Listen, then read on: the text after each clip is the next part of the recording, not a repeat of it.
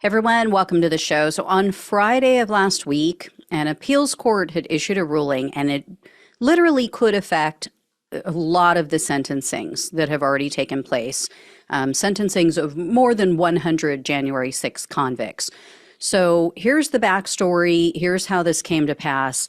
If you've been following the January 6 cases, you know quite a few defendants were charged with the felony crime of obstructing an official proceeding.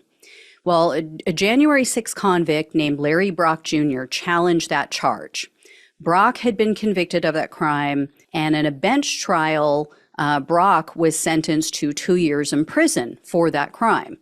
Well, as with the other January 6 convicts and defendants, Brock argued that the obstruction charge doesn't apply to his case because one single Trump-appointed judge out there said that that crime isn't applicable because the defendants didn't damage, alter, or steal a physical document.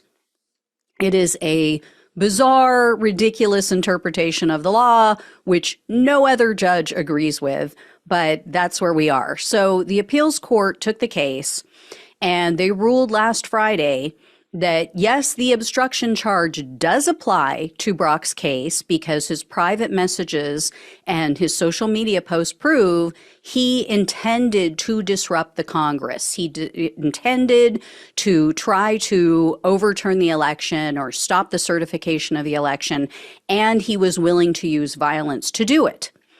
In their opinion, the court stated, quote, Brock participated in a riot that sought to overturn the 2020 presidential election by force, and he was himself prepared to take violent action to achieve that goal. Where a defendant announces his intent to use violence to obstruct a congressional proceeding, comes equipped for violence, and then actually obstructs that proceeding, the evidence supports a finding that he acted with an impermissible purpose or knowledge of the wrongfulness of his actions. Okay, so that was the good part. They ruled, yes, this does apply. However, they said Brock's case didn't qualify for a sentencing enhancement, which was used by the judge. So evidently, in Brock's case and over 100 other cases, the judges have applied a sentencing enhancement for, quote, substantial interference with the administration of justice. But the appeals panel said that sentencing enhancement doesn't apply to the crime committed at the Capitol. They said that enhancement would only be applicable when someone interrupts a court proceeding. So if it's like a hearing or a trial and someone disrupts that. Now, there's no guarantee that these convicts will receive a reduced sentence, including Brock, because others have pointed out most judges have already been giving these convicts much lower sentences than what the federal guidelines recommend. So, you know, it's not like they're giving them the top end of the sentencing or even more for the enhancement. Now, they did that in the case of the Oath Keepers and some of the Proud Bigots, but not in your just standard run-of-the-mill January 6 convict case. But I'm sure we are now going to see a wave of appeals coming from January 6 participants over these coming weeks.